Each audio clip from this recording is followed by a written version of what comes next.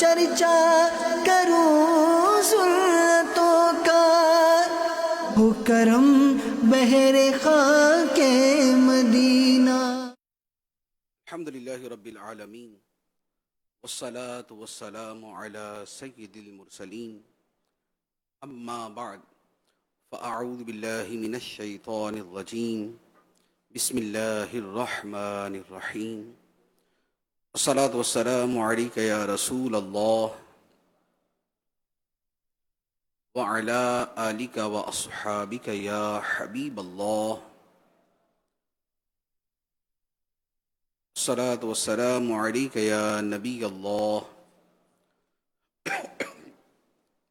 وعلی آلک واصحابک یا نور اللہ۔ نویت سنت الاعتکاف۔ الحمدللہ اس وقت پاکستان بھر کے جامعات المدینہ کے اساتذہ کرام اور ناظمین کا تربیتی اجتماع عالمی مدنی مرکز فیضان مدینہ میں جاری ہے، اور اس کے علاوہ بھی مدنی چینل کے ذریعے دنیا بھر میں دعوت اسلامی کے جامعات کے مدرسین اور ناظمین اس اجتماع کی نشست کو اٹینڈ کر رہے ہیں۔ آج کا جو موضوع ہے وہ ہے اساتذہ کی علمی ترقی۔ اس کے لیے تمہیداً ایک بات عرض کرتا ہوں، اس سے بہت ساری چیزوں کو سمجھنے، ان پر عمل کرنے اور ان میں تفکر و تدبر کرنے میں انشاءاللہ مدد ملے گی۔ آپ نے ایک لفظ سنا ہوگا، ذوق۔ ذوق کا لفظ بہت سی اشیاء کے ساتھ استعمال ہوتا ہے، جسے کہا جاتا ہے ادبی ذوق۔ اسی طرح یہ لفظ بولا جاتا ہے فنی ذوق۔ اسی طرح ایک لفظ ہے سماجی ذوق۔ یہ لفظ ذوق جو استعمال کیا جاتا ہے، اس سے مراد کیا ہوتا ہے؟ جب ہم یہ کہتے ہیں کہ فلاں شخص میں ادبی ذوق پایا جاتا ہے، یا ہم کہتے ہیں کہ اس کا ادبی ذوق بڑا بلند ہے، اس کا مطلب یہ ہوتا ہے کہ ادب کے ساتھ، ادب سے مراد کسی زبان کے جو متعلقات ہوتے ہیں وہ، تو اسے شاعری کے ساتھ، کسی زبان میں عمدہ کلام کے ساتھ، جیسے اگر ہم اردو کی مثال لے لیں، ہم کہیں کہ اس کا اردو ادب کا ذوق بہت اچھا ہے، اس کا مطلب یہ ہوا کہ اردو ادب پڑھنا، سننا، سمجھنا، اس کی چیزوں پہ غور کرنا، اس کے ساتھ دلچسپی رکھنا، اس کے ساتھ ایک رغبت کا تعلق رکھنا، اور کثرت سے ادبی چیزوں کا مطالعہ کرنا۔ اہل ادب یعنی جو ادب کے ماہرین ہیں، ان کے ساتھ تعلق رکھنا، ان کے پاس بیٹھنے کو پسند کرنا، یہ وہ ساری کی ساری چیزیں ہیں کہ جو ہم جب یہ کہتے ہیں کہ فلاں کے اندر ادبی ذوق پایا جاتا ہے، تو یہ ایک پورا سینیریو، ایک پوری پکچر ہمارے سامنے آ جاتی۔ اسی طرح ایک فنی ذوق ہوتا ہے۔ فنی ذوق ہے کسی کو خطاطی کا شوق ہے، یعنی کہ فن کی بہت ساری صورتیں ہو سکتی ہیں، لیکن ان میں سے ایک مثال لے لیں، خطاطی۔ اب وہ مختلف انداز کی خطاطیاں کرتا ہے، کبھی کسی انداز میں کوئی کلام لکھتا ہے، کوئی آیت لکھتا ہے، کوئی درود لکھتا ہے، کوئی اسماء حسنہ لکھتا ہے، کبھی وہ کسی انداز میں لکھتا ہے، اور پھر اس کی بہت ساری اقسام ہوتی۔ اسے شوق ہوتا ہے کہ جہاں کوئی آرٹ کی گیلری لگی ہو، جہاں پر اس کی کوئی نمائش ہو رہی ہو، وہ وہاں پر جائے، جا کے رنگ برنگی چیزیں دیکھے کہ کس کس انداز کے اندر بڑے بڑے جو خطاط ہیں وہ کس انداز میں خطاطی کرتے ہیں، لکھتے ہیں، آرٹ کے جو نمونے ہیں وہ تیار کرتے ہیں. تو اسے فنی ذوق کہا جاتا ہے، یعنی فنی ذوق ایک قسم. اسی طرح جن لوگوں میں تجارتی ذوق ہوتا ہے ان کا اوڑھنا بچھونا تجارت ہوگا. وہ ٹی وی پر خبریں بھی دیکھیں گے تو تجارت کی، اور چینلز میں سے چینل بھی وہ منتخب کریں گے کہ جس میں تجارتی خبریں زیادہ دی جاتی ہیں. اور اوپر اگر کوئی اچھا سا پروگرام بھی چل رہا ہو تو وہ پروگرام نہیں دیکھیں گے، وہ اس کے نیچے چلنے والی پٹی دیکھ رہے ہوں گے کہ کس چیز کا ریٹ کیا آ رہا ہے، پیٹرول کا ریٹ کیا آ رہا ہے، اسٹاک ایکسچینج کا ریٹ کیا آ رہا ہے، فلاں چیز کا ریٹ کیا آ رہا ہے. ان کا یہی طریقہ ہوگا.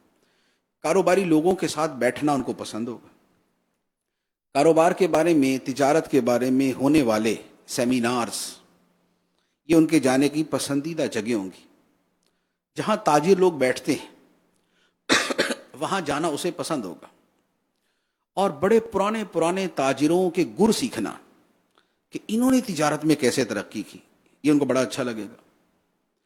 اچھا، اگر بہت بڑے تاجروں نے کچھ کتابیں لکھی ہیں، جیسے آپ بیتیاں لکھنے کا ایک رواج ہوتا ہے، تو وہ کوشش کریں گے کہ کسی کی آپ بیتی پڑھیں کہ اس نے کہاں سے شروع کیا، کیا طریقہ اختیار کیا، کہاں تک ترقی کی، کیا رکاوٹیں پیش آئیں، اور ان رکاوٹوں کو عبور کر کے یہ کیسے آگے پہنچا.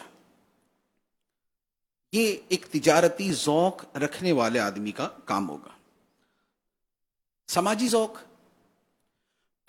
سماجی ذوق کا مطلب ہے لوگوں سے ملنا جلنا. تو ایسے آدمی کے جن کا سماجی ذوق ہوگا انہیں کسی اجتماع میں جانا، کسی محفل میں جانا، کسی مجلس میں جانا، لوگوں سے ملنا، باتیں کرنا، باتیں سننا، گپے مارنا، یہ اسے یہ پسند ہوگا. کیوں؟ اس لیے کہ اس کا ذوق سماجی ہے. اچھا، اس کے برعکس آپ نے دیکھے ہوں گے خلوتی ذوق والے، جنہیں خلوت پسند ہے، انٹروورٹ جنہیں کہا جاتا ہے، وہ لوگوں سے ملنا اتنا پسند نہیں کریں گے. ان کے دنیا میں 2 سے 4 دوست ہوں گے، وہ ہفتے میں 1 آدھ مرتبہ ان سے ملیں گے. بھیڑ بھاڑ کو ناپسند کریں گے.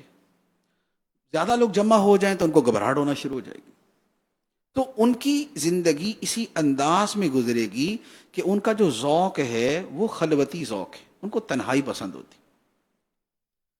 یہ چند ایک مثالیں میں نے بیان کی ہیں. اسی طرح کچھ لوگوں کا ورزشی ذوق ہوتا ہے، انہیں بڑا پسند ہوتا ہے واک کرنا، رننگ کرنا، جاگنگ کرنا، دوڑ لگانا، ورزش کرنا، ایکسرسائز کرنا، ڈنڈ پیلنا، اور جتنے بھی اس طرح کی رنگ برنگی چیزیں کی جاتی وہ کرنا. اچھا، وہ میگزین بھی پڑھیں گے تو وہ پڑھیں گے جو صحت کے بارے میں ہوگا، جو باڈی بلڈنگ کے بارے میں ہوگا. وہ اس کا اپنے گھر کے اندر اگر تصویریں بھی لگائی ہوں گی، بولے وہ حرام ہی ہو لگانا، لیکن تصویریں وہ لگائیں کہ جس کے اندر کوئی بندہ اکڑ کے کھڑا ہو، کو تھوڑا یہاں سے ابھرے، کو تھوڑا یہاں سے ابھرے، کو تھوڑا یہاں سے ابھرے. تو اس کو ان کی بڑی معلومات ہوں گی.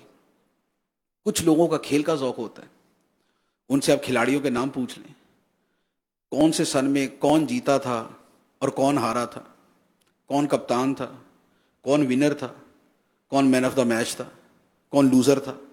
وہ اس کی ساری معلومات جمع کر کے بیٹھے ہوں گے. یہ سب کا کیا ہوتا ہے؟ ان سب چیزوں کا نام ہے ذوق. جیسا ذوق ہوتا ہے انسان کا اوڑھنا بچھونا، اس کی گفتگو، اس کا سننا سنانا، ملنا ملانا، پڑھنا پڑھانا، یہ سارے کا سارا یہ اسی شے سے متعلق ہو جاتا ہے. یہ میں نے چند ایک دنیاوی مثالیں دی کہ جس سے ہمیں ذوق کا معنی مفہوم سمجھنے کے اندر آسانی ہو. اب اسی کو تھوڑا سا دینی انداز کے اندر لے لیں. دینی انداز میں آپ نے دیکھا ہوگا کہ ہم دیکھتے ہیں کہ بعض لوگوں کا بڑا صوفیانہ ذوق ہوتا ہے. اچھا، اب صوفیانہ ذوق ہو تو کیا ہوگا؟ اسے صوفیہ کرام سے بڑی محبت ہوگی، ان کی باتیں سننے میں اسے بڑا مزہ آئے گا، صوفیہ کی باتیں کرنا اس کا پسندیدہ مشغلہ ہوگا، اولیاء کرام کے حالات پڑھنا یہ اس کا شوق ہوگا، مزارات پہ حاضریاں دینا تو اس کے معمول کے اندر شامل ہوگا، اولیاء کرام کے ورد و وظائف وغیرہ کا سمجھنا دیکھنا یہ اس کی طبیعت کے اندر ہوگا. تو اسے کہا جاتا ہے یار بڑا صوفیانہ ذوق ہے اس کا. اسی سے ملتا جلتا ایک ذوق عبادت ہوتا ہے. ذوق عبادت ہوگا تو اسے نماز، تسبیح، ذکر، اذکار، وظیفے، اوراد اور کوئی اس طرح کا اس کو کوئی بھی پڑھنے کا بتا دیا جائے بڑے ذوق شوق سے پڑھے گا. یعنی اس نے ڈھیر لگایا ہوگا پڑھنے کے لیے. وہ صبح بیٹھے گا 2 گھنٹے پڑھتا رہے گا. کیوں؟ یہ فلاں نے بتایا تھا، یہ اس نے بتایا تھا، یہ اس نے بتایا تھا، یہ اس نے بتایا تھا. کیوں؟ اس لیے کہ اس کا ذوق ہے. یہ ذوق عبادت ہے یا ذوق ذکر اذکار ہے. اچھا، اسی طرح بعض کا یہ اب ہم اپنے اصل موضوع کی طرف آتے ہیں. اسی طرح بعض لوگوں کا علمی ذوق ہوتا ہے. علمی ذوق کیا ہے؟ علمی ذوق وہی ہے کہ اوپر ہم نے جتنی مثالیں سنی وہی اپنے مختلف فارمز کے اندر، مختلف صورتوں کے اندر کسی شخص میں پائی جائیں تو اسے کہا جائے گا کہ اس کا علمی ذوق ہے. اب علمی ذوق کیا ہوا کہ علم سے کسی شخص کی ایسی وابستگی اور اس کے دل میں علم کی ایسی محبت کہ اس کی زندگی کے معمولات میں جو سب سے غالب معمول ہے وہ علم سے متعلق ہو جائے، علم سے وابستہ ہو جائے. لہذا جس کا علمی ذوق ہوگا اس کا سب سے بڑا مشغلہ کتابیں پڑھنا ہوگا. سب سے بڑا مشغلہ کتابیں پڑھنا ہوگا، کیونکہ علمی ذوق کی تسکین کا سب سے بڑا ذریعہ کتابیں ہوتی. لہذا کتابیں پڑھنے کا شوق ہوگا، کتابیں جمع کرنے کا شوق ہوگا، کتابوں پر گفتگو کرنے کا شوق ہوگا، کتابوں کی معلومات لینے کا شوق ہوگا، کتابوں کے موضوعات سمجھنے کا شوق ہوگا، کتاب سے محبت کرنے والوں سے وہ محبت کرتا ہوگا، کتابوں کی گفتگو کرنے والے اسے اچھے لگتے ہوں گے، اہل علم کے ساتھ اٹھنا بیٹھنا اسے پسند ہوگا. اس کے موبائل کے اندر کتابوں سے اور علم سے متعلق اپلیکیشنز ہوں گی. وہ انٹرنیٹ پہ جا کے سرچ کرے گا تو کتابیں کرے گا. تو اس کا جتنا بھی اس کا سارے کا سارا زندگی کا مدار اور محور ہے وہ علم ہوگا، کتابیں ہوں گی، مطالعہ ہوگا. یہ ہے علمی ذوق. یہ وہ چیز ہے کہ جس کا حصول اللہ تعالیٰ کی عظیم نعمتوں میں سے ایک نعمت ہے. کہ کسی کو علمی ذوق نصیب ہو جائے یہ اللہ تعالیٰ کی عظیم نعمتوں میں سے ایک نعمت ہے. جس بندے میں کوئی ذوق نہ ہو، یعنی کہ اچھے ذوقوں میں سے کوئی ذوق نہ ہو، برائی کا ذوق تو پھر بہت سارے گھٹیا اور الٹے سیدھے قسم کے بھی ہو سکتے ہیں. کسی کو فلمیں دیکھنے کا ذوق ہے تو اب لازمی بات ہے کہ اس کو تو ہم وہ نہیں کریں گے. اچھے جو ذوق ہیں کسی انسان کا کسی بھی اچھے ذوق سے خالی ہونا، یہ یوں کہہ لیں کہ یہ اس کی دل کی زندگی نہیں بلکہ دل کی موت ہے. کہ کسی انسان کے اندر کوئی بھی اچھا ذوق نہ ہو، وہ بس زمین جنبد نہ جنبد، وہ نہ جنبد، اس کے لیے دنیا میں جو ہوتا ہوتا رہے. دنیا ترقی کرے، دنیا تنزلی کرے، دنیا جیے، دنیا مرے، دنیا میں جو مرضی ہوتا رہے، اس کو کوئی پرواہ نہیں. کیوں؟ اس لیے کہ اس نے اپنی زندگی کو مار دیا. اس کی خواہشات ختم، نہ اس میں کوئی اچھا ذوق، نہ اس کے اندر کوئی طلب، نہ کوئی تڑپ، نہ کوئی لگن، نہ کوئی جد و جہد، نہ کوئی جستجو. تو وہ ان سب چیزوں سے خالی ہے. اور زندگی نام ہے حرکت کا، جستجو کا، لگن کا، طلب کا اور تڑپ کا. جس میں یہ چیزیں ختم ہو گئی اس میں جو مطلوب زندگی ہے وہ ختم ہو گئی. اب اس کی سانس چل رہی ہے، اس کا دماغ کام کرتا ہے، اس کی جسمانی زندگی باقی ہے، لیکن اس کی روح وہ روحانی موت مر چکی ہے. اس کا دل قلبی موت کے اعتبار سے مر چکا ہے. تو کسی بھی ذوق سے خالی ہونا، نہ عبادت کا ذوق، نہ نفاست کا ذوق، نہ کسی اور اچھے کام کا ذوق، نہ سماجی ذوق، نہ علمی ذوق، ان میں سے کچھ بھی نہیں ہوگا تو یوں سمجھ لیں کہ یہ ایک بے جان لاشا ہے جو ہے متحرک لیکن چلتا پھر رہا ہے. اب وہ اگر جامعہ میں آتا ہے تو ایک لاش تشریف لا رہی ہے، وہ جامعہ سے جاتا ہے تو ایک لاش تشریف لے جا رہی ہے. ذوق کے بغیر زندگی نہیں. ذوق کے بغیر وہی ہے کہ محض ایک بندہ کسی کولو کے ارد گرد گھومتا رہے، جہاں سے چلے ساری رات چلتا رہے، صبح کو وہیں پر کھڑا ہو. جبکہ ذوق جو ہے وہ انسان کو بلندیوں کی طرف لے کے جاتا ہے، وہ عروج کی طرف لے کے جاتا ہے، وہ ترقیوں کی طرف لے کے جاتا ہے. اب ہمیں یہ فرق کرنا ہے کہ چونکہ ہم علم سے وابستہ ہیں، یہ تو ہے نہیں کہ ہمارا علم سے تعلق نہیں. جو جامعہ کا ناظم ہے اس کا تعلق علم کے ساتھ ہی ہے، یعنی کہ علمی ادارے کے ساتھ. اور جو جامعہ کا استاد ہے وہ لازمی طور پہ علم کے ساتھ اس کا تعلق ہے. لیکن بات یہ ہے کہ وہ علم سے تعلق رکھتا ہے یا علم کا ذوق رکھتا ہے.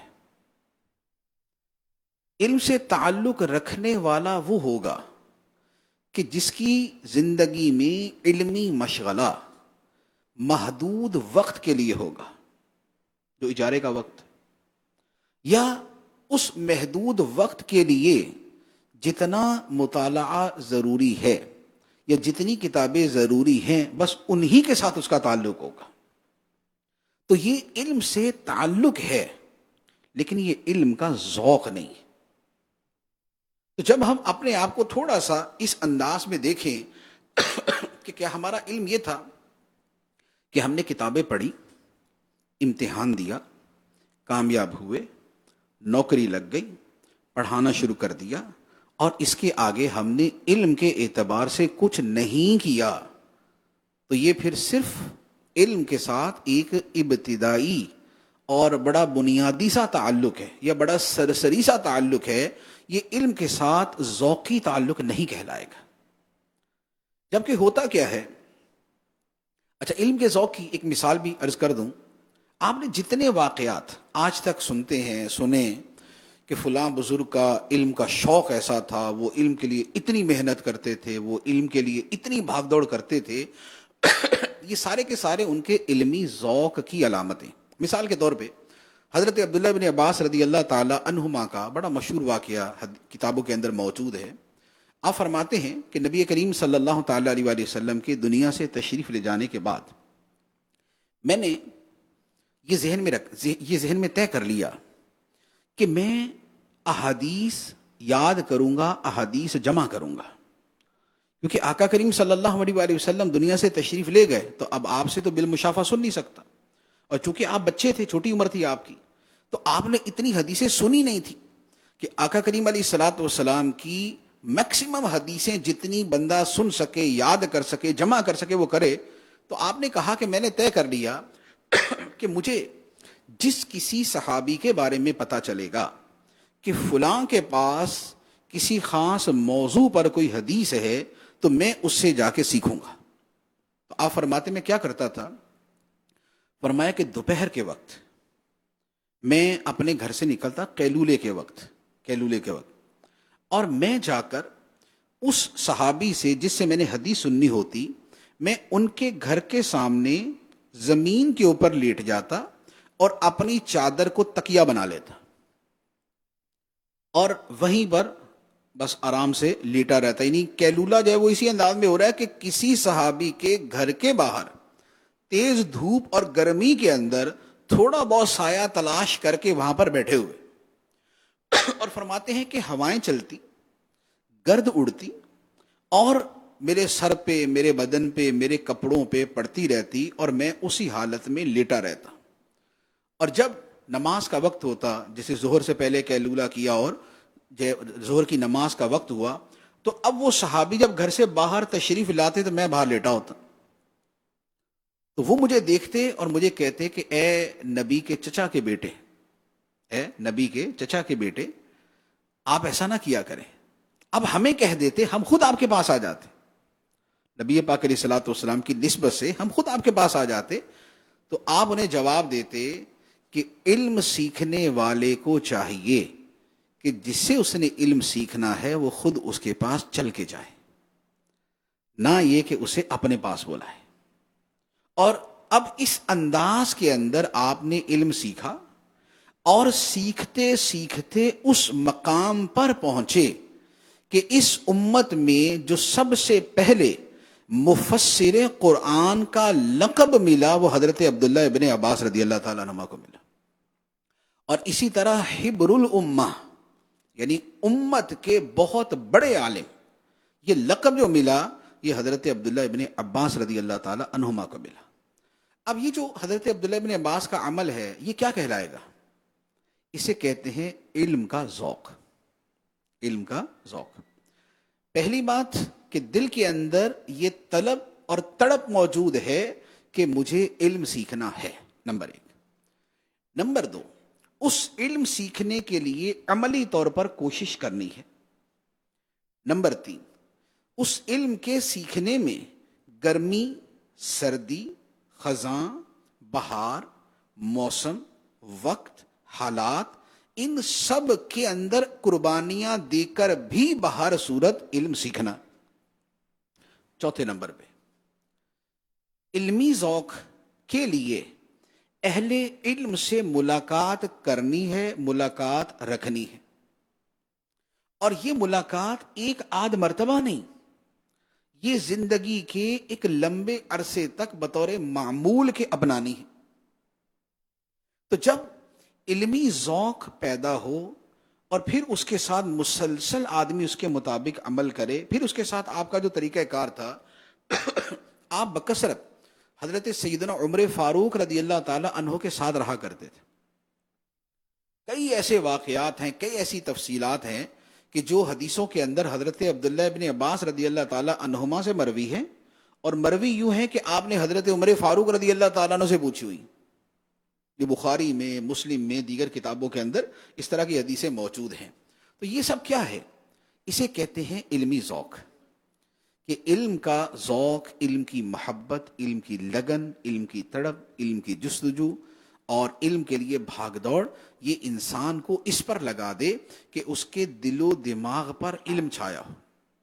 وہ صبح اٹھے تو اس کے ذہن میں یہ ہو کہ آج مجھے نیا کیا سیکھنا ہے، آج میں نے اپنے علم میں اضافہ کیسے کرنا ہے، آج مجھے علم کے لیے کہاں جانا ہے، آج مجھے کس صاحب علم سے ملاقات کرنی ہے.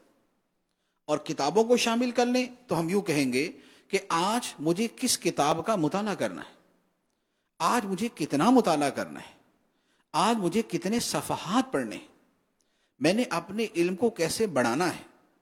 علم کے لیے اگر میں نے کوئی منزل مقرر کی ہے تو وہ علم کی منزل تک میں آج کتنے قدم اٹھاؤں گا، کتنے قدم بڑھاؤں گا.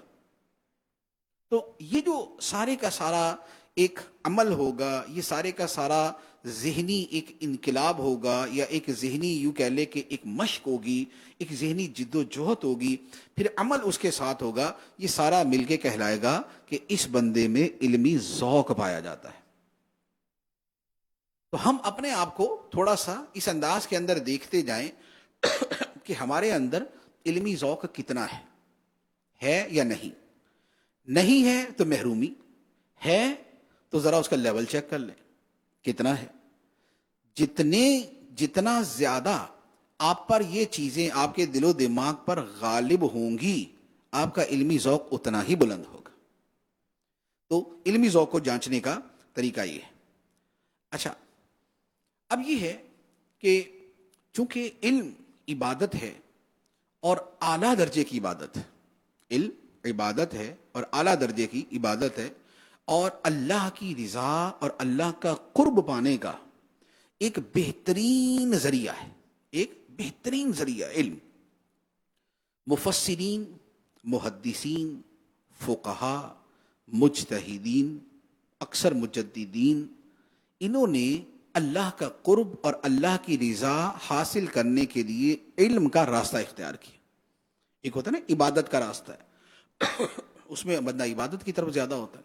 ایک علم کا راستہ ہوتا ہے. مثال کے طور پہ امام اعظم رضی اللہ تعالیٰ عنہ دونوں اعتبار سے کامل تھے، عبادت میں بھی کامل تھے اور علم کے اندر بھی کامل تھے. لیکن ابھی ہم علم کے اعتبار سے بات کر لیتے. آپ کا طریقہ کار کیا تھا؟ ایک طلبہ کی جماعت تھی جو آپ کی صحبت میں بیٹھتی، علمی مسائل پر گفتگو کرتی، آپس میں مشاورت ہوتی، ڈسکشن ہوتی، کچھ نتیجہ نکلتا.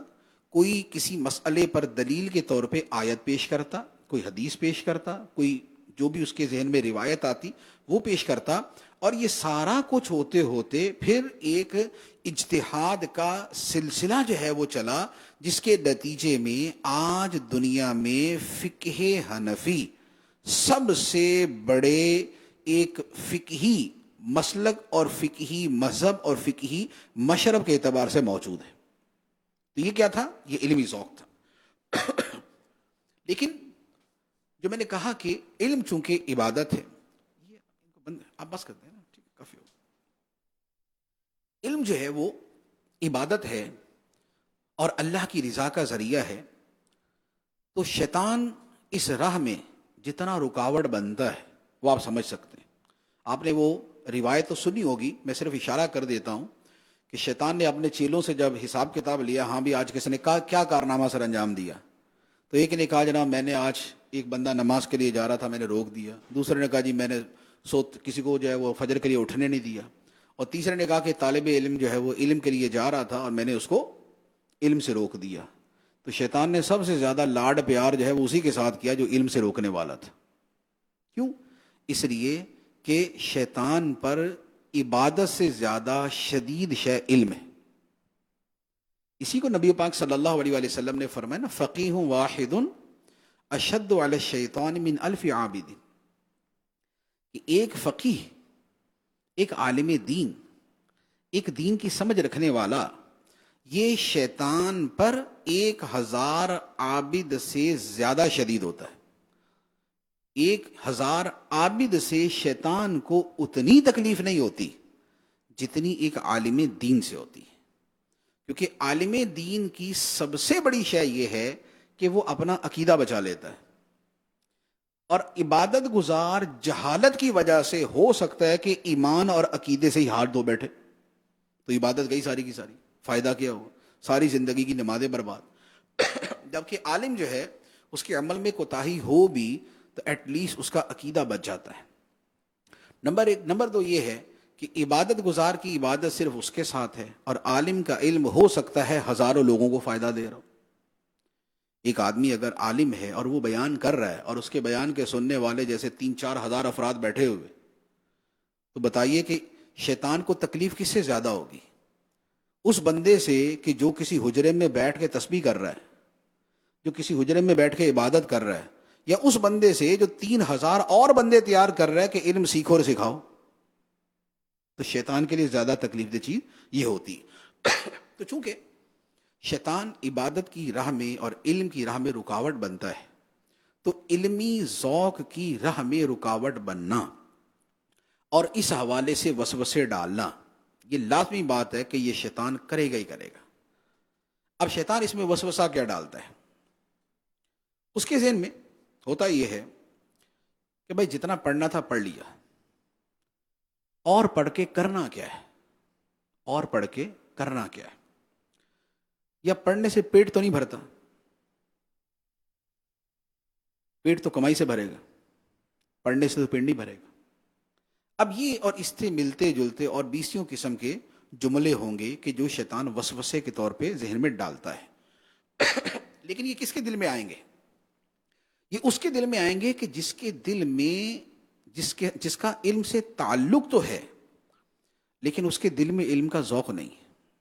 یہ سارے جملے اسی کے ذہن میں آتے ہیں۔ آپ نے کبھی علمی ذوق رکھنے والے بندے سے یہ جملہ سنا ہے کہ یار پڑھنے سے کیا ہوتا ہے؟ کیونکہ یہ جملہ 100% منافی ہے، یہ متناقض ہے، یہ متضاد ہے علمی ذوق کے۔ علمی ذوق رکھنے والا مر کے بھی یہ جملہ نہیں کہہ سکتا کہ پڑھنے سے کیا ہوتا ہے، زیادہ پڑھ کے کیا کریں گے، جتنا پڑھنا تھا پڑھ لیا، پڑھنے سے پیٹ نہیں بھرتا۔ یہ علمی ذوق والا بندہ کبھی نہیں کہہ سکتا۔ یعنی کہ یہ بندہ یہ جو بولے نا تو یوں سمجھے کہ اس کی پیشانی پہ مہر لگی ہوئی ہے کہ اس بندے میں علمی ذوق نہیں، کیونکہ ذوق کبھی ایسا جملہ بولنے نہیں دیتا۔ جیسے مثال کے طور پہ ایک بندے کا نفاست کا ذوق ہے، صفائی کا ذوق ہے، اسے ہر شے صاف صاف پسند ہے، اسے ٹیبل صاف چاہیے، گلاس صاف چاہیے، آئی پیڈ صاف چاہیے، دائیں بائیں صاف چاہیے۔ اب وہ کیا یہ بندہ بولے گا کوئی بات نہیں، گندگی ہوئی تو کیا ہے، کچرا ہے تو کیا ہے، گندگی پڑی رہے تو کیا ہے، گھر جو ہے وہ اوپر نیچے تو کیا ہے؟ تو کیا اس میں ذوق نفاست ہو سکتا ہے؟ کیا اس میں صفائی کا ذوق ہو سکتا ہے؟ کیوں؟ اس لیے کہ دونوں آپس میں متضاد ہیں. یہ ہو نہیں سکتا کہ صفائی کا ذوق ہے اور گندگی کی پرواہ نہیں، نفاست کا ذوق ہے اور ہر شے الٹی ہے. تو علم کا ذوق ہو اور وہ یہ کہے کہ پڑھنے سے کیا ہوتا ہے، علم کا ذوق ہو اور وہ یہ کہے کہ بھئی اتنی ساری کتابیں جمع کرنے کا کیا فائدہ، بس پڑھ لیا جتنا پڑھنا تھا. یہ کبھی بھی علمی ذوق رکھنے والا بندہ کہہ نہیں سکتا. وہ مشکل سے مشکل حالات میں بھی وہ یہی کہے گا کہ گرمی ہے، دھوپ ہے، دوپہر ہے، گرد اڑ رہی ہے، کافی دیر انتظار کرنا پڑے گا، لیکن تب بھی میں حدیث سیکھنے کے لیے استاد کے دروازے پہ پڑا رہوں گا. جو حضرت عبداللہ بن عباس رضی اللہ تعالیٰ عنہ کا واقعہ بیان کیا. بلکہ ایسے ایسے ذوق کے واقعات ہیں. امام احمد بن حنبل رضی اللہ تعالیٰ عنہ پر ایک زمانے میں پابندی تھی کہ آپ اپنے گھر کے اندر کسی کو علم نہیں سکھائیں گے. آپ اپنے گھر میں کوئی علم کی مجلس وغیرہ قائم نہیں کریں گے. تو ایک علم کا ایسا طلبگار تھا، وہ کسی دوسرے ملک سے آیا تھا. تو اس نے کہا کہ حضور گھر کے اندر منع کیا نا، باہر تو منع نہیں کیا. میں یوں کروں گا، میں آپ کی دیوار کے باہر کھڑا ہو جاؤں گا، آپ اندر سے حدیث پڑھتے رہیے گا، میں باہر سے یاد کرتا رہوں گا. اور اس نے اسی انداز میں ہزاروں حدیثیں یاد کی، اسی انداز میں ہزاروں حدیثیں یاد کی. یہ کیا ہے؟ یہ علم کا ذوق. اور ذوق نہ ہوتا تو یہاں پر 50 بہانے موجود ہیں کہ جناب حکومت نے پابندی لگائی تو میں کیا کروں، جب گورنمنٹ ہی نہیں چاہتی پڑھنے کا تو میں کیوں پڑھوں، اور دوسرا میں ہی مصیبت میں پھنس گیا تو کدھر آئے گا کام علم. نہیں، جس نے کچھ کرنا ہوتا ہے وہ اس کے کرنے کے 100 طریقے تلاش کر لیتا ہے، اور جس نے نہیں کرنا ہوتا ہے وہ نہ کرنے کے 100 بہانے تلاش کر لیتا ہے. تو اب علمی ذوق جو ہے وہ کیا ہے، اس کا فائدہ کیا ہوتا ہے؟ علم سے تعلق اور علم کے ذوق والے کا فرق کیا ہوتا ہے؟ علم کا تعلق رکھنے والا کبھی اپنی متعلقہ کتابوں سے آگے نہیں بڑھتا، کبھی اپنے متعلقہ علوم سے آگے نہیں جاتا، کبھی اپنے چند متعلقہ افراد سے زیادہ علم والوں سے تعلق نہیں رکھتا. اس کا نتیجہ کیا ہوتا ہے؟ اس کا نتیجہ یہ ہوتا ہے کہ پوری زندگی وہ جسٹ ایک خاص مقام پہ کھڑا رہتا ہے، اسی مقام پہ آتا ہے اور اسی مقام سے دنیا سے جاتا ہے. جبکہ جس میں علم کا ذوق ہوتا ہے وہ ذوق اسے اٹھاتے اٹھاتے مفسر بنا دے گا، محدث بنا دے گا، فقیہ بنا دے گا، نحوی بنا دے گا، ادیب بنا دے گا، اسے کسی علم کا ماہر بنا دے گا، اسے بحر العلوم بنا دے گا، اسے جامع العلوم والفنون بنا دے گا. کیوں؟ اس لیے کہ اس کا ذوق اسے چین سے بیٹھنے ہی نہیں دے گا. وہ اسے مسلسل کتابوں کی طرف، علم کی طرف، اہل علم کی طرف، علم سننے کی طرف، علم سنانے کی طرف، علم کی گفتگو کی طرف لگا کے رکھے گا. اور نتیجہ یہ ہوگا کہ 2 افراد ایک ہی وقت میں مثال کے طور پہ تفسیر پڑھانا شروع کریں گے، لیکن ان میں سے ایک صرف ان 3 یا 4 کتابوں کے 100 سے 150 صفحوں کا ماہر ہوگا جو اس نے 25 سال تک پڑھائی ہیں، جبکہ دوسرا بندہ اسی تفسیر کی تدریس کے ساتھ مسلسل تفسیری کتابوں کا مطالعہ کرتے کرتے کرتے کرتے اعلیٰ درجے کا مفسر بن جائے گا.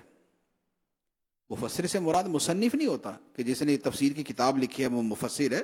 مفسر کا مطلب ہوتا ہے جسے علم تفسیر آتا ہے، بھلے اس نے ایک صفحہ نہ لکھا ہو زندگی میں، لیکن اسے علم تفسیر آتا ہو. اسی طرح حدیث کے اندر ہوگا.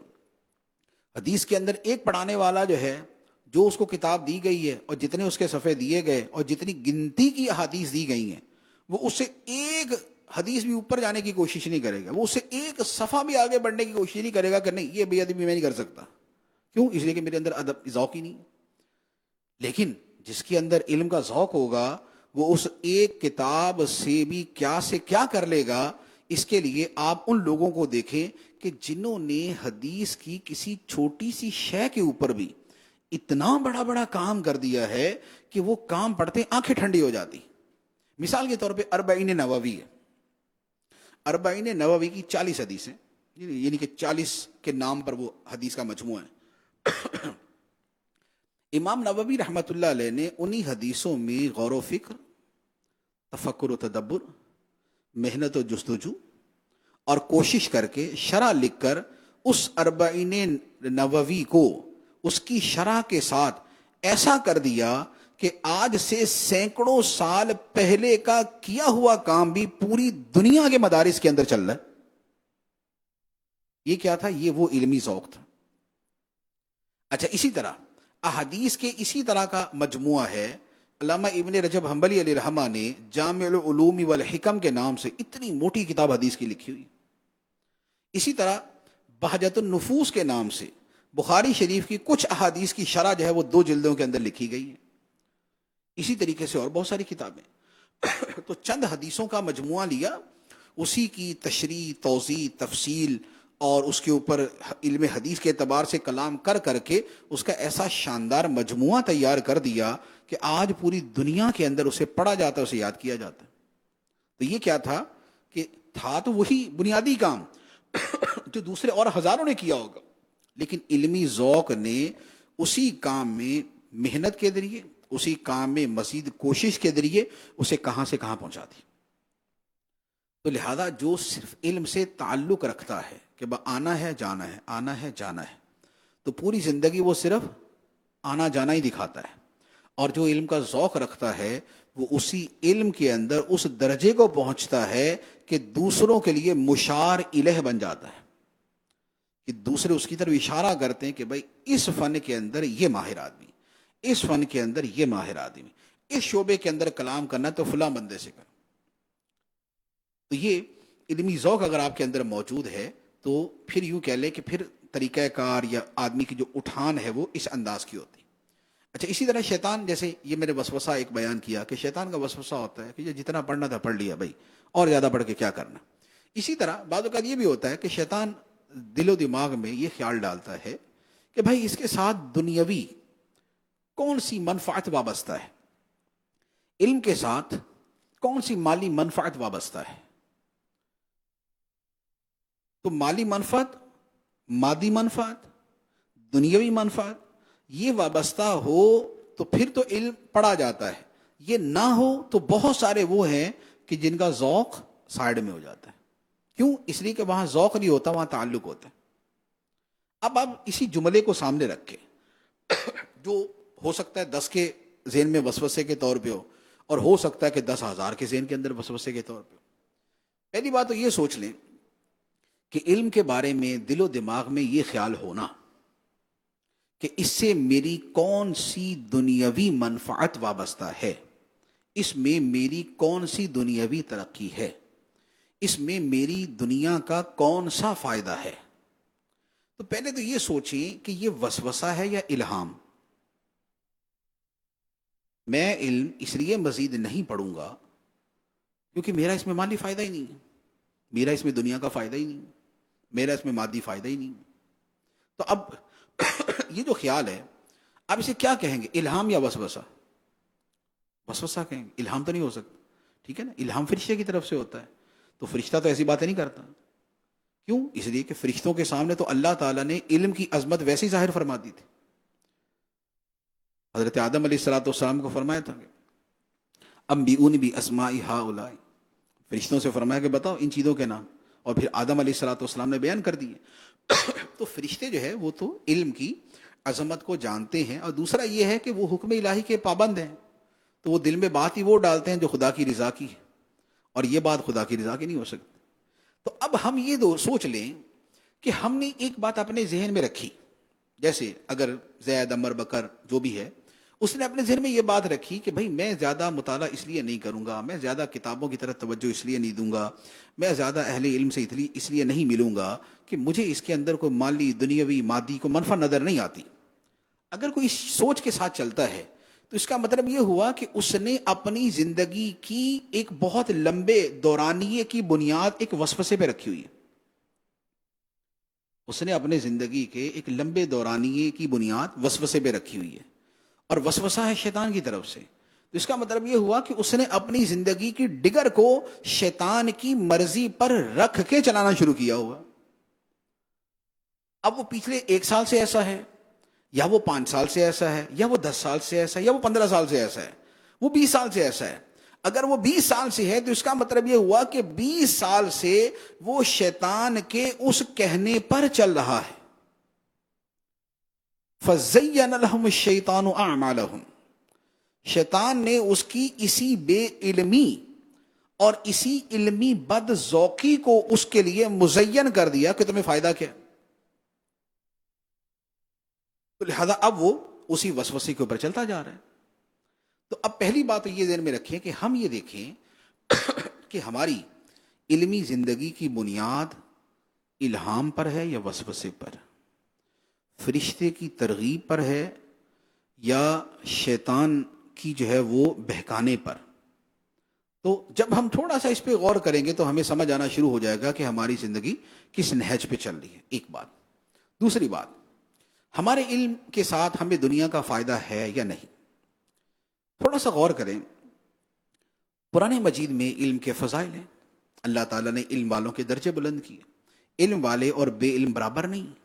اللہ کی بارگاہ میں علم والوں کا درجہ زیادہ ہے. علم والے خدا کے مقرب ہیں. نبی پاک علیہ الصلوۃ والسلام نے ربی زدنی علما کی دعا کی. موسیٰ علیہ الصلوۃ والسلام نے رب اشرح لی صدری ویسر لی امری کی دعا کی. احادیث ان کا ذخیرہ بہت بڑا ہے.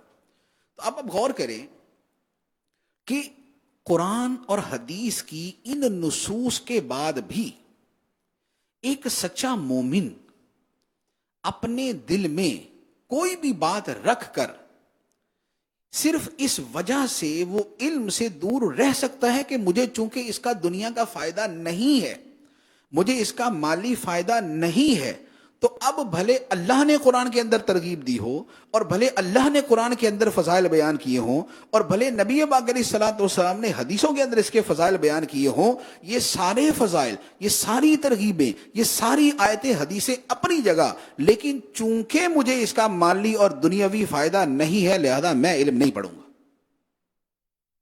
میں مطالعہ نہیں کروں گا، میں کتابیں نہیں کھولوں گا، میں کتابوں کا مطالعہ نہیں کروں گا. تو کیا تھوڑا سا ایک محض ایک مومن ہونے کے اعتبار سے غور کر لیں کہ کیا یہ سوچ اور دوسری طرف قرآن و حدیث کی ترغیب ان کو آپس میں ملائیں تو کیا لگتا ہے کہ یہ کسی سچے مومن کی سوچ بھی ہو سکتی؟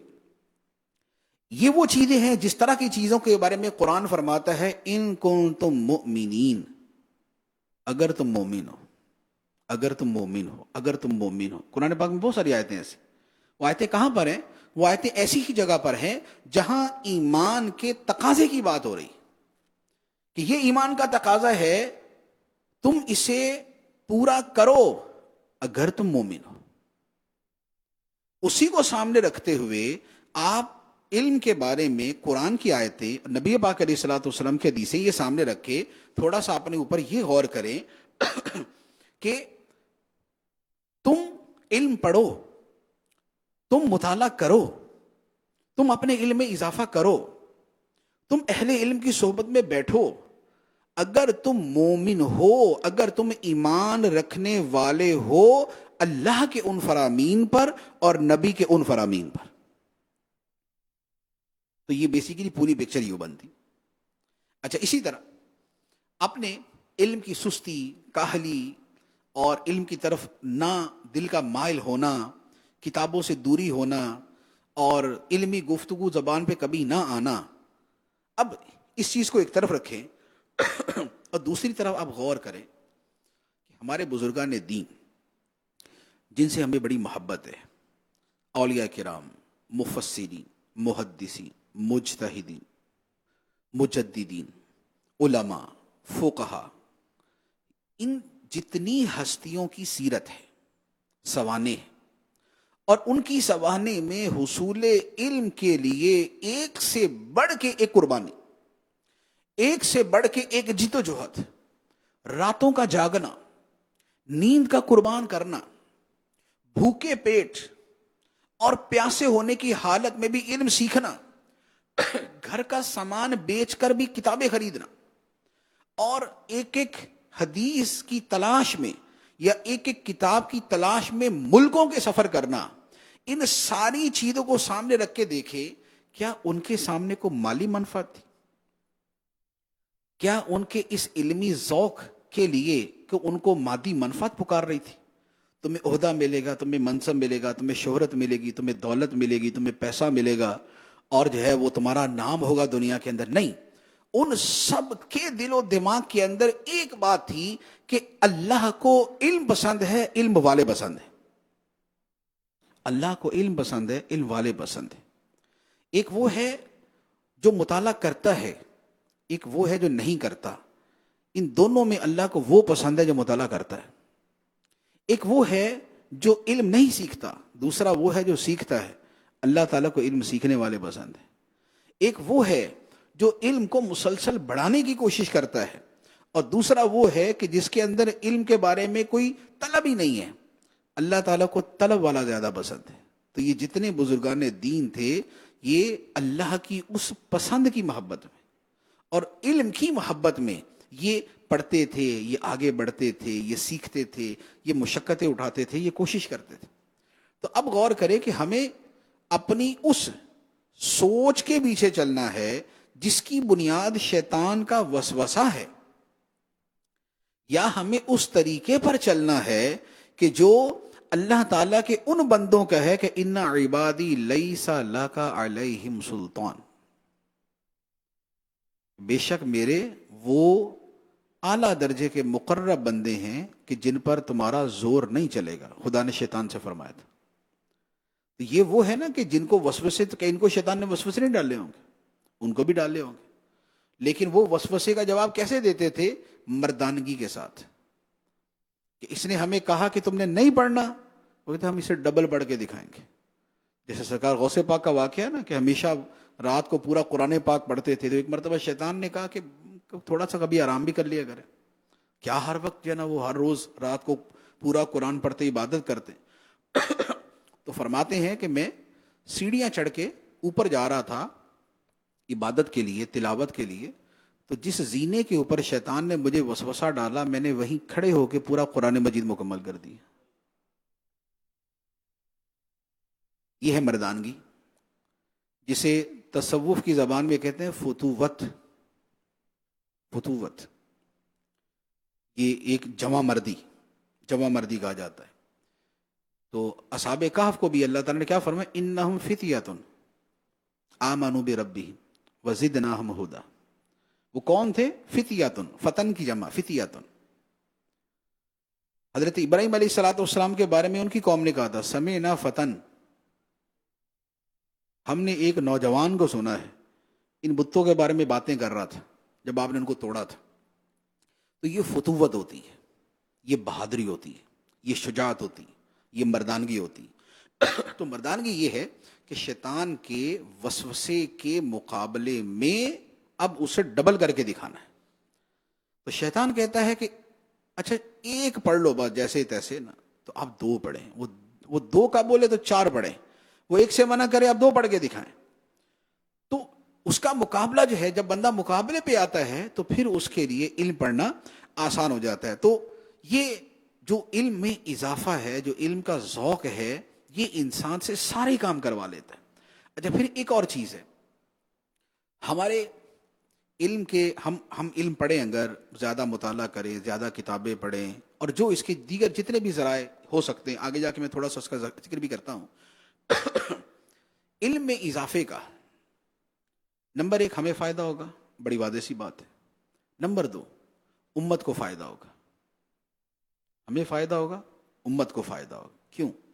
اس لیے کہ اس وقت دنیا کے اندر اتنے فتنے ہیں، خاص طور پہ عقیدے کے اعتبار سے، یعنی یوں کہہ لیں کہ ہر دن ایک نیا فتنہ سامنے آتا ہے. ایک نیا فتنہ شروع ہوتا ہے مذہب، پہلے دین سے، کہ دین بھی ماننا ہے یا نہیں ماننا، خدا کو ماننا نہ ماننا تو اس کے بعد آئے گا. دین کے انکار سے شروع ہوتا ہے، جسے الحاد کہتے ہیں، دہریت کہتے ہیں. اس کے بعد پھر خدا کو ماننے کے اندر تنہا ماننا یا شرک کے ساتھ ماننا ہے، پھر یہ والے فتنے شروع ہو جاتے ہیں. پھر اس کے ساتھ نبیوں کے ماننے کے اندر ان کا ہونا ضروری ہے یا نہیں، ان کی ہدایت پر ہی چلنا ضروری ہے یا اس کے بغیر بھی گزارا ہو جائے گا، پھر یہ والا فتنہ شروع ہو جاتا ہے. پھر اس کے نیچے کچھ نبیوں کو ماننا ہے، کچھ کو نہیں ماننا، پھر یہ والا فتنہ شروع ہو جاتا ہے. پھر اس کے بعد خود مخصوص کسی بھی نبی علیہ الصلوۃ والسلام کے بارے میں، جیسے حضرت عیسیٰ علیہ الصلوۃ والسلام کے بارے میں بہت سے غلط عقیدے جو ہے ان کے ماننے والوں نے بنائے ہوئے، اسی طرح جو ہے وہ توحید کے نام پہ تعظیم نبی کے بارے میں جو کچھ ہوتا ہے وہ آپ کو پتہ ہے۔ اس کے بعد صحابہ کرام کو لے لیں، صحابہ کرام علیہم رضوان کی عظمت و شان کے مقابلے میں کیسے کیسے فتنے دنیا میں ہیں، تو میرے خیال میں بچہ بچہ واقف ہے جس کا دین سے تعلق ہے۔ اسی طرح جو ہے اہل بیت اطہار کے بارے میں، یا خاص طور پہ مولا علی شیر خدا رضی اللہ تعالیٰ عنہ کے بارے میں، ان الحکم الا للہ کے ساتھ جو فتنہ برپا کیا تھا خارجیوں نے، تو وہ کب کے زمانے کی بات ہے، آج تک چلتے آ رہے۔ پھر اس کے بعد اس کے نیچے والے شروع ہو جاتے ہیں یعنی اتنے فتنے ہیں کہ میں آپ کو گارنٹی سے عرض کروں کہ اگر آپ کی تعداد تو خیر ماشاءاللہ زیادہ لگ رہی ہے، لیکن جیسے اگر 2000 ایک ہم فگر لے لیں، اگر 2000 افراد میں ہر فرد صرف ایک فتنے پر اپنی پوری زندگی گزار دے، یعنی ایک فتنے کا مقابلہ کرنے میں اپنی پوری زندگی گزار لے، تو یہ 2000 افراد تمام فتنوں کے لیے کافی نہیں۔ اتنے فتنے تقریباً بعض اوقات ایسا ہوتا ہے کہ کئی دن ایسے گزرتے ہیں کہ بلا ناغہ کے 2 فتنے سامنے آتے ہیں، بلا ناغہ کے، یعنی کہ صبح اٹھتے ہیں تو کسی نے کوئی پوسٹ بھیجی ہوتی ہے، کوئی ویڈیو بھیجی ہوتی ہے، مجھ سے آپ دیکھیے ذرا یہ نیا مارکیٹ میں آیا ہے۔ اچھا شام کو سونے سے پہلے کوئی نئی ویڈیو آئی ہوتی ہے، یہ دیکھیں جناب یہ بھی ہو گیا، اور اگلے دن نئی 2 آئیں گی، پہلے والی نہیں آئیں گی، اس سے اگلے دن اور 2 نئی آئیں گی، اور یہ برسوں سے سلسلہ چل رہا ہے اور یہ بڑھتا جائے گا۔ تو اب آپ غور کریں کہ اگر آپ کے علم میں اضافہ ہی نہیں، آپ کو قرآن کا گہرا علم ہی نہیں، قرآن کے گہرے علم کے بغیر آج کے زمانے کے فتنوں کا مقابلہ کرنے کا سوچنا بھی حماقت ہے۔ جب آپ کو اپنا ہی قرآن نہیں پتا تو 1000 فتنے تو قرآن کے خلاف ہیں، تو آپ کیا جواب دیں گے ان کا؟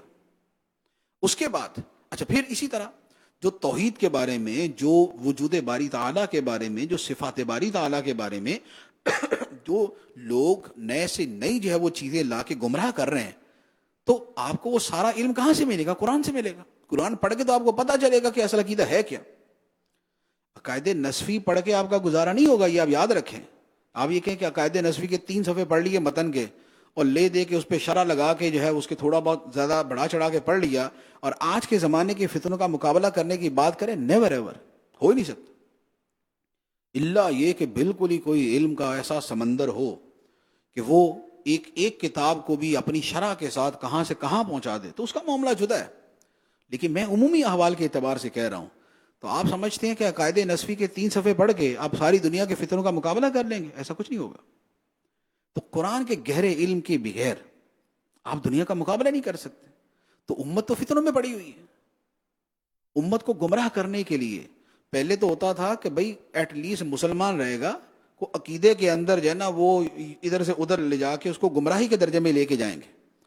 پھر اس کے بعد آتا تھا کہ اچھا چلے بہت آگے نکلے تو کوئی لزوم کفر کا حکم ہوگا، پھر بہت آگے جائیں گے تو التزام کفر کا ہوگا، اور بڑا سوچ سمجھ کے برسوں جو ہے وہ اس شے کے اوپر غور و فکر کے بعد تب جا کے کوئی التزام کفر کی بات بنتی تھی۔ آج تو سیدھا الہاد، سیدھی دہریت اور سیدھا دین دشمنی اور سیدھا جو ہے وہ دین کی قطعیات کا انکار یوں کر کے کیا جاتا۔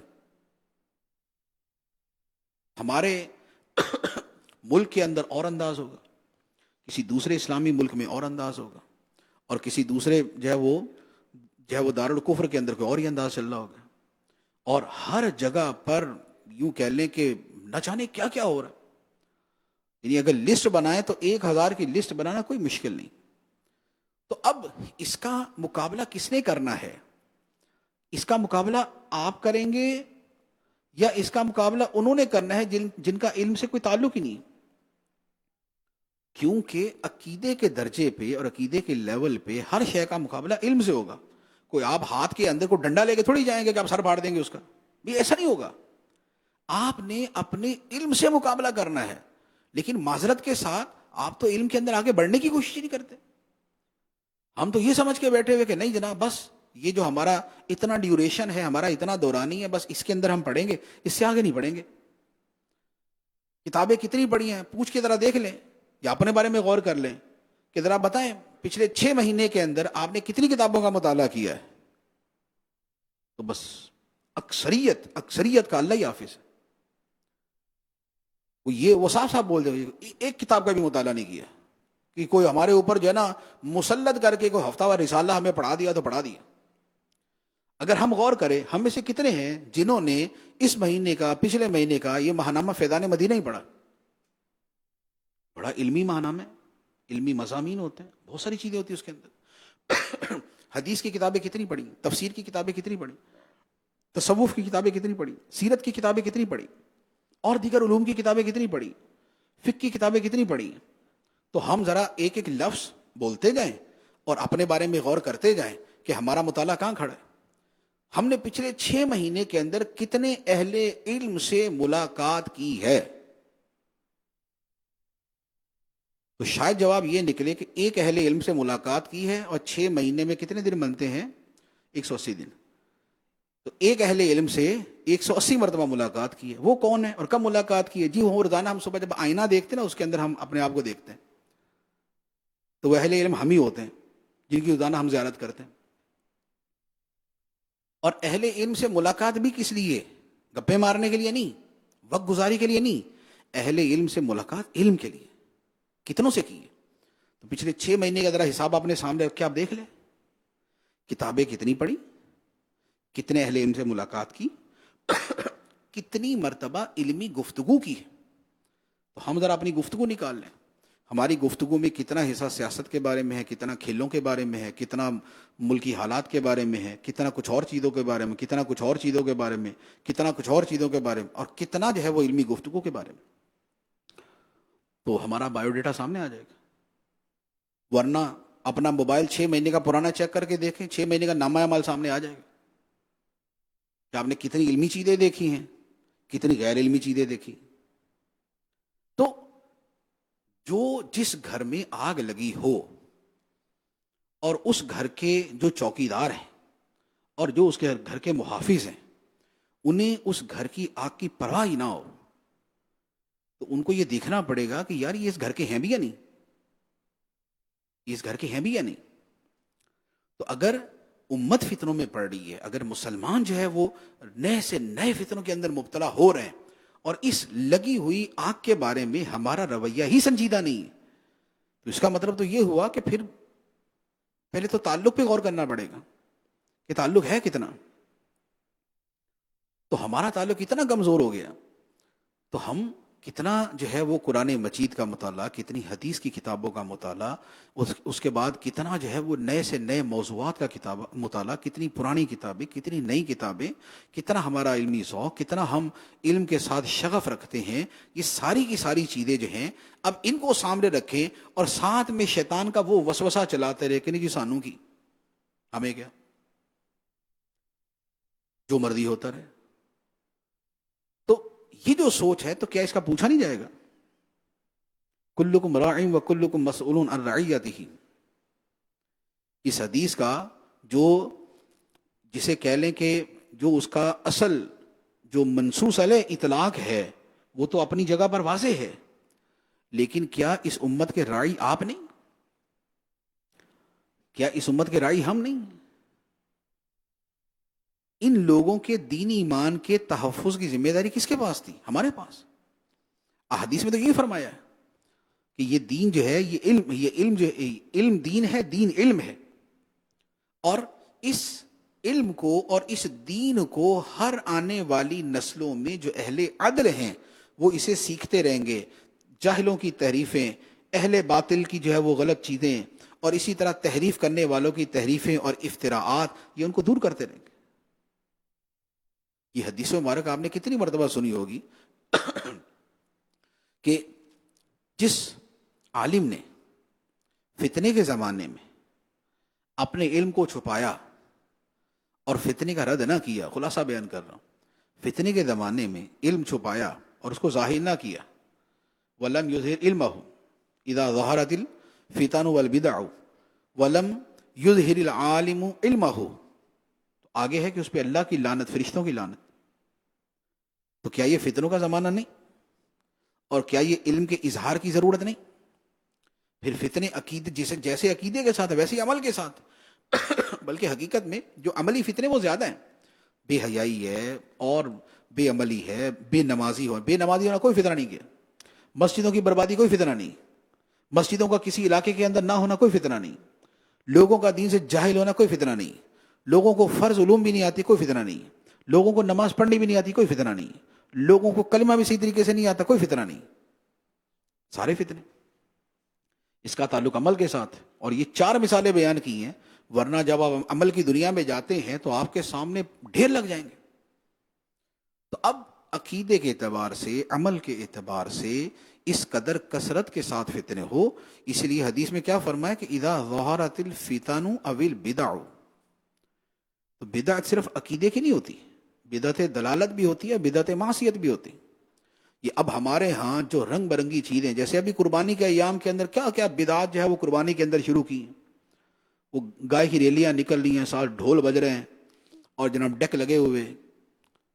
اسی طرح یہ میلاد شریف کے موقع پہ کیا سارے کام شریعت کے مطابق ہوتے ہیں؟ میلاد شریف کے جلوس کے اندر سارے کام شریعت کے مطابق ہوتے ہیں؟ نہیں۔ تو کیا وہ بدعتیں نہیں ہیں؟ کیا اس کے اندر خرافات نہیں شامل کی ہوئی؟ تو جب علماء ان چیزوں پر کلام ہی نہیں کریں گے اور اعتدال کے ساتھ اور حکمت کے ساتھ کلام نہیں کریں گے، اور جب ان چیزوں کو روکنے کی کوشش نہیں کریں گے، اور جب سارے کے ساری اس طرح کی چیزیں جاہلوں کے ہاتھ میں دے دیں گے، تو نتیجہ کیا ہوگا؟ فتنے، بدعتیں۔ تو اذا ظہرت الفتن او البدع، یہ تو 100% پایا جا رہا ہے، 100%، 99% بھی نہیں ہے، 100%۔ لیکن جو اگلا حصہ ہے وَلَمْ يُظْهِرِ الْعَالِمُ عِلْمَهُ، تو معذرت کے ساتھ یہ بھی بہت فیصد پایا جاتا ہے کہ کتنے ایسے ہیں جن کو اس کا ہے ہی نہیں کہ ہو رہا تو ٹھیک ہے جی ہم کیا کریں۔ یہ کسی جماعت کی ذمہ داری نہیں ہے، یہ مخصوص افراد کی ذمہ داری نہیں ہے، یہ تو ہر مسلمان کی ذمہ داری اور عالم کی ان سے زیادہ ذمہ داری۔ تو اب ایسے فتنوں کے ماحول میں اگر چھوٹے چھوٹے وسوسے اور چھوٹی چھوٹی باتیں لے کے بیٹھے ہوئے کہ جناب وہ اصل میں فلاں نے مجھے یہ کہا تھا لہذا میں نے تو اب اس میں انٹرسٹ لینا ہی نہیں، فلاں موقع کے اوپر میری دل شکنی ہو گئی تھی تو لہذا اب میں نے تو دل اکٹھا کر لیا، اس سے میں نے تو علم کی طرف آنا ہی نہیں، ٹھیک ہے۔ یا وہی کہ پڑھنے سے کیا ملے گا، اتنا پڑھ لیا اس کا نتیجہ کیا ہوا، فلاں جگہ تو میرے ساتھ یہ ہوا تھا، مجھے یہ والا لقب تو ملا ہی نہیں، فلاں جگہ تو مجھے بٹھایا ہی نہیں۔ یہ کیا ہے؟ یہ وہ شیطان کے اچھا وسوسے بھی کیا ہیں، یعنی یقین کریں کہ ایک ہوتا ہے کوئی شیطان بڑا وسوسہ ڈالے، بندہ واقعی پریشان ہو جائے کہ ہاں یار بڑی سوچنے کی بات ہے، ٹھیک ہے نا۔ یعنی شیطان وسوسہ بھی چھوٹا سا ڈال رہا ہے، اور وہ چھوٹا سا وسوسہ ہی ہمیں علم سے دور کرنے کے لیے کافی ہے۔ اس کا مطلب کیا ہوا؟ اس کا مطلب یہ ہوا کہ ہم ہی چھوٹے ہیں۔ بڑی عمارت ہوتی ہے تو اس کو کوئی مکہ مار کے نہیں گرا سکتا، لیکن کچی دیوار ہوگی تو ایک مکہ مار کے بھی گرا سکتے ہیں۔ کیوں؟ اس لیے کہ کمزور ہے۔ تو بھائی ہم کیا ہیں؟ اگر شیطان اپنی چھوٹی چھوٹی باتوں اور چھوٹے چھوٹے جملوں اور چھوٹے چھوٹے وسوسوں سے ہی ہمیں کتابوں سے دور کر کے بیٹھا ہوا ہے، اور نہ ہم کتاب پڑھتے ہیں، نہ ہم مطالعہ کرتے ہیں، نہ ہمارے علم میں اضافہ ہوتا ہے، نہ ہمیں مختلف علوم کی کوئی خیر خبر ہے، جدید تحقیقات کیا ہو رہی ہیں، پرانے بزرگوں نے کیا لکھا ہے، اس موضوع پر کتنی کتابیں موجود ہیں، اگر یہ ہمیں پتہ ہی نہیں ہے تو اس کا مطلب تو یہ ہوا کہ ہم اتنے چھوٹے ہیں کہ شیطان تو ہمیں بچوں کی طرح ٹریٹ کرتا ہے۔ وہ ہمارے علم کی بلڈنگ اور ہمارے جو ہے وہ ہمارے ایک روحانی وجود کو گرانے کے لیے اس کو بلڈوزر کی ضرورت نہیں ہے، وہ کسی بھی چھوٹے موٹے شیطان کو بھیج دیتا جا کے بھئی کدال مارنا گر جائے گا، یہ اور گر کے بیٹھے ہوئے۔ اب نہ ہاتھ میں کتاب ہے، نہ انگلیوں میں قلم ہے، نہ آنکھیں کتاب کے اوپر ہے، نہ کان علم کی طرف متوجہ۔ تو گویا ہمارا طرز عمل تو ہمیں بتا دیتا ہے کہ ہم چھوٹے ہیں یا بڑے ہیں، ہم حقیر ہیں یا کبیر۔ تو ہمارا صغیر و کبیر ہونا اور ہمارا حقیر و عظیم ہونا یہ ہمارا عمل بتا دیتا ہے۔ اور زندگی میں چھوٹے لوگ کبھی ترقی نہیں کرتے، یہ آپ یاد رکھیں۔ خوابیں ہم دیکھیں بڑوں والی، بڑوں کی خوابیں دیکھنی ہے تو بڑوں والے کام کرنے پڑتے ہیں۔ رہیں چھوٹے، سوچ چھوٹی، کام چھوٹے، حرکتیں چھوٹی، چھوٹے وسوسے ہمیں جو ہے وہ گرا دیں، اور ہم بولنے وہ جو فلاں ہے ہمیں اس جیسا بننا ہے، وہ فلاں ہے ہمیں اس جیسا ہونا چاہیے، ایسا کبھی نہیں ہوتا۔ دنیا کیا ہے؟ لیس للانسان الا ما سعی، بندے کو وہی ملے گا جس کے لیے کوشش کرے گا۔ اللہ تعالیٰ نے اس دنیا کا نظام جو ہے وہ عالم اسباب پہ بنایا، سعی کے اوپر بنایا. اگر بے ہمت بن کے زندگی گزاریں گے تو کچھ نہیں ملے گا، اور باہمت بن کے گزاریں گے تو دنیا کا ہر بڑے سے بڑا کارنامہ آپ کے سامنے موجود ہے. بڑے باہمت لوگوں نے وہ سارے کارنامے سر انجام دیے. اس لیے ایک حدیث مبارک ہے کہ ان اللہ یحب معالی الامور ویکرہ سفسافہا. اللہ تعالیٰ کو بڑے بڑے کام پسند ہیں، مراد بڑے بڑے کاموں کا حوصلہ رکھنے والے پسند ہیں. اور اللہ تعالیٰ کو اس لفظ کا جو ترجمہ ہے وہ ہے پھس پھسے، مریل سے، چھوٹے سے، حقیر سے اور بالکل معمولی سے. اللہ تعالیٰ کو ایسے کام ناپسند ہے. یکرہ سفسافہ. تو ہم کس کیٹیگری میں کھڑے، یحبو کے اندر یا یکرہو کے اندر؟ ہماری صبح و شام، ہمارے دن رات، ہماری خلوت و جلوت، ہماری دوستیاں اور تعلق، یہ یحب معالی الامور والی کیٹیگری میں ہے، یا یکرہ سفسافہا صغارہا و حقارہا یہ اس کے اندر آتی؟ تو جس میں ہمارا عمل ہمیں کھڑا کرتا ہے ہم وہ ہیں، یا محبوب ہیں یا مکروہ ہیں، یا عظیم ہیں یا حقیر ہیں، یا کبیر ہیں یا صغیر ہیں، یا باہمت ہیں یا بے ہمت ہیں، یا جوان مرد ہیں اور یا کچھ اور ہیں. تو ہمارا عمل جو ہے وہ ہمیں کھڑا کرتا ہے کہ آپ کہاں فال کرتے ہیں، آپ کہاں جو ہے وہ آپ بنتے ہیں. تو لہذا ہم اپنے ذہنوں میں کسی وسوسے کی وجہ سے یا کسی سستی کی وجہ سے، اچھا یہ ایک دوسرا پورشن بھی ہوتا ہے، ایک یہ ہوتا ہے وسوسہ کوئی نہیں، وسوسہ کوئی نہیں ہے. ایسا نہیں ہے کہ بھئی کوئی مسئلہ ہے ہمارے ذہن میں تو ہم کہہ رہے کہ نہیں چونکہ یہ نہیں تو یہ بھی نہیں، یہ نہیں تو کتابیں بھی نہیں، یہ نہیں تو مطالعہ بھی نہیں، یہ نہیں تو اچھی دوستی بھی نہیں. وسوسہ نہیں، سستی. یہ سستی والے ہیں، یہ یکرہ سفسافہ والے، یہ سستی والے ہیں. تو پھر سستی والوں کی زندگی جو ہے وہ اسی طرح کی گزرے گی جیسے ان کے کام ہوں گے. تو اب ان ساری چیزوں کے ہوتے ہوئے ہم تھوڑا سا ہم اپنے آپ کو ذرا بہتری کی طرف لے کے جائیں. اب اس کا طریقہ کار کیا ہے؟ اس کے طریقہ کار کے لیے میں دو صورتوں کے اندر دو چیزیں بیان کرتا ہوں، کیونکہ بطور خاص میرے ذہن میں تو اساتذہ تھے تو اس لیے میں ان کے اعتبار سے ہی زیادہ کلام کر رہا ہوں. ہمارا علم جو ہے وہ دو حصوں میں تقسیم ہوتا ہے، جو استاد کا علم ہوتا ہے. ایک ہوتا ہے نصابی اور ایک ہوتا ہے غیر نصابی. ہم جو نصابی علم ہے ہم اس میں بھی بلندی کی طرف جائیں، پستی کی طرف نہیں. اور جو ہمارا غیر نصابی علم ہے ہم اس میں بھی بلندی کی طرف جائیں. کیسے جائیں؟ اب میں اختصار کے ساتھ اس کو بیان کر دیتا ہوں. اور یہ جو میں چیزیں بیان کر رہا ہوں یہ وہ ہیں جو پریکٹیکلی میں نے چند لوگوں میں دیکھی ہیں کہ جنہوں نے اس پر عمل کیا، اور اس کا نتیجہ یہ ہے کہ وہ اس علم کے اور اس شعبے کے وہ پھر شمار کیے جاتے ہیں کہ ماشاءاللہ جی اس شعبے کے اندر یہ بندہ حرف آخر ہے. اب وہ کیا ہے؟ پہلی بات، تدریس کرنے والے یہ اپنی تدریس کے اندر تنوع لے کے آئیں. یہ نہیں ہے کہ اگر شروع کے اندر صرف اور نحو پڑھانا شروع کی تو 25 سال کے بعد بھی یہی پڑھا رہے ہیں. یہ نہ، صرف و نحو یہ علوم عالیہ ہے.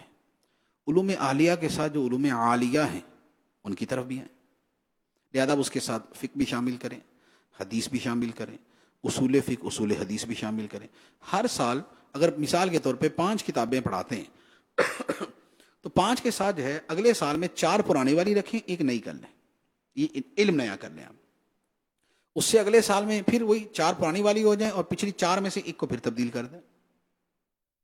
تو یوں ہر سال جب آپ کے علم کا پانی حرکت میں رہے گا تو اس کو کائی نہیں لگے گی، اس میں گدلا پن نہیں آئے گا. جب آپ اسی والے چکر میں چلتے رہتے ہیں تو وہی پانی ایک جگہ کھڑے کھڑے کھڑے کھڑے جو ہے وہ علم کو تو کچھ نہیں ہوتا، وہ آپ کو کائی لگا دیتا ہے. اس لیے کہتے ہیں یار تھک گئے بڑا بڑا. کیوں؟ اس لیے کہ علم میں کبھی حرکت ہی نہیں کی. وہ علم تھوڑا سا ذرا ہلتا جلتا کو آگے پیچھے ہوتا تو اس کے اندر برکت بھی ہوتی. تو کئی لگ جاتی ہے، وہ کئی ہماری سوچ کو لگتی، ہمارے دماغ کو لگتی، ہماری صلاحیت کو لگتی، وہ زنگ لگتا ہے تو لہذا کتابیں جو ہے وہ ہر سال ایک کتاب تبدیل کریں. دوسرے نمبر پہ ہر سال کی جو پچھلی والی کتاب بھی ہے اس میں بھی تنوع لے کے آئیں. تنوع کیسے لے کے آئیں؟ ایک تو یہ ہے، مثال کے طور پہ ایک شخص قدوری پڑھاتا ہے تو بھائی ایک سال قدوری جوہرا کے ساتھ پڑھا ہے، یعنی جوہرا پڑھ کے اور قدوری پڑھا ہے. ایک سال قدوری لباب کے ساتھ پڑھا ہے، لباب پڑھ کے اور قدوری پڑھا ہے. ایک سال قدوری التصیب و ترجیح کے ساتھ پڑھا ہے، قدوری پڑھا ہے اور التصیب و ترجیح پڑھ کے. ایک سال قدوری ہدایہ کے ساتھ پڑھا ہے، ہدایہ کا جو متن ہے بدایت المبتدی وہ اور قدوری میں کوئی فرق نہیں ہے، تو ایک مرتبہ وہ پڑھ کے. مشکات ہے، مشکات میں ایک مرتبہ اشیات اللمات کے ساتھ پڑھا ہے، ایک مرتبہ لمعات التنقی کے ساتھ پڑھا ہے، ایک مرتبہ مرکات المفاتی کے ساتھ پڑھا ہے، ایک مرتبہ شرح طیبی کے ساتھ پڑھا ہے، ایک مرتبہ میرات المناجی کے ساتھ پڑھا ہے. تو یہ میں نے 2 مثالیں دے دی ہیں. اب اس کے اوپر آپ قیاس کر لیں کہ آپ مزید کتنی چیزوں کے اندر جو ہے وہ اپنے آپ کو بہتر سے بہتر کر سکتے ہیں. تو اب ہر علم میں کرتے جائیں گے آپ کا علم بڑھتا جائے. یہ ہے نصابی علم.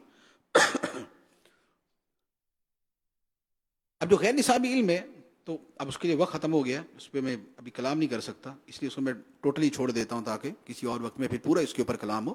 صرف اسی کی آخری بات میں عرض کر دیتا ہوں کہ اچھا تدریسی علم کے اندر بھی اضافے کا ایک اور طریقہ ہوتا ہے کہ سال کے اندر کم از کم 3 سے 6 مضمون لکھے. مدرس کتاب کے بارے میں لکھتے مضمون، مصنف کے بارے میں لکھ دے یا اس فن کے بارے میں لکھ دے. مثال کے طور پہ امام قدوری نے فقہ میں قدوری شریف لکھی، ٹھیک، امام احمد قدوری نے فقہ میں قدوری شریف لکھی، تو بھائی ایک مضمون امام احمد قدوری پہ لکھ دیں، ایک مضمون قدوری پہ لکھ دیں، ایک مضمون فقہ کے اوپر لکھ دیں، 3 مضمون ہو گئے. تو یہ والا کام جو ہے یہ بھی بہت زیادہ جو ہے وہ آدمی کی علمی اٹھان کا اور آگے بڑھنے کا ذریعہ بنتا ہے. ایک اور چیز اور وہ ہے کہ جو علم آپ پڑھا رہے ہیں اس علم پر سال کے اندر 3 تحقیقات ضرور کر لیں. نحوی ہے تو نحو کے اندر بھی مسائل ہوتے ہیں، فقہ ہے فقہ میں بھی مسائل ہیں، حدیث ہے حدیث میں بھی تحقیقات ہوتی ہیں. تو کوئی ایک مضمون 5 سے 7 صفحے کا کسی بھی شے کے بارے میں اپنے اس موضوع کے اوپر آپ لکھ لیں تو یہ آپ کی تدریس تحقیق میں بدل جائے گی، وہ تحقیق آپ کی تصنیف میں بدل جائے گی، تدریس آپ کی علمی فوقیت اور علمی برتری میں بدل جائے گی. تو اب آپ تدریس کے اندر ہی ہیں لیکن تدریس کے اندر بھی آپ علمی اعتبار سے ترقی کر رہے ہیں. تو یہ چند ایک طریقے میں نے عرض کیے ہیں، ان پر عمل کریں انشاءاللہ عز و جل علم ترقی کرے گا. اور بنیاد وہی ہے جو میں نے شروع میں عرض کی تھی کہ علمی ذوق ہونا چاہیے، کتابوں سے، علم سے، مطالعے سے، اہل علم سے محبت، وقت کا زیادہ سے زیادہ استعمال انہی کے ساتھ ہونا چاہیے. تو یہ علمی ذوق کی علامت ہے. اللہ تعالی ہمیں عمل کی توفیق عطا فرمائے. آمین بجاہ النبی الامین صلی اللہ علیہ وسلم. میں مبلغ بنوں سنتوں کا، خوب چرچا کروں سنتوں کا، ہو کرم بہر خاک